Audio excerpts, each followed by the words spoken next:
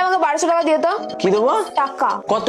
1200। হ্যাঁ দি, দাঁড়া ঝুলছে কিনা দেখি, থাকলে ছিঁড়ে দিচ্ছি, দাঁড়া। দিবি না? না। এখনই লোক চলে আসবে। কিসের লোক? ডেলিভারি দিতে আসবে। কি কিনেছো গো? একটা কুর্তি পছন্দ হয়েছিল তাই অর্ডার করে দিয়েছি। 1200 টাকা দিয়ে তুমি জামা অর্ডার দিয়েছো? হ্যাঁ গো। বেশ করেছো, যেমন অর্ডার দিচ্ছ তেমনি বুঝে লাও গা। আমি কিছু দিতে পারবো না, জানি কেনার পয়সা নাই, আর 1200 টাকা দিয়ে কুর্তি কিনে দিতে হবে। দিবি না তো? না। বেশ দেখ, পার্সেলটা আসুক, সেট করে সিল কেটে দেবো। সিল কাটলেই টাকা চাইবে, তখন তোকে দেখিয়ে দেবো, বুঝবি তখন মজা। কেন যে তোকে আমি বিয়ে করতে গিয়েছিলাম রে। আমি করতে বলেছিলাম বিয়ে? কি দেখে যে আমি তোকে বিয়ে করতে গিয়েছিলাম কে জানে। যেটা দেখে বিয়ে করেছিস সেটা লোকের সামনে বলা যাবে না।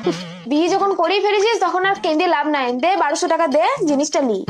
রসের চক্করে পড়ে করেছিলাম প্রেম করে বিয়ে, এই ভাবছি কত টাকা আমার উড়ে গেল কোন ভাগ দিয়ে।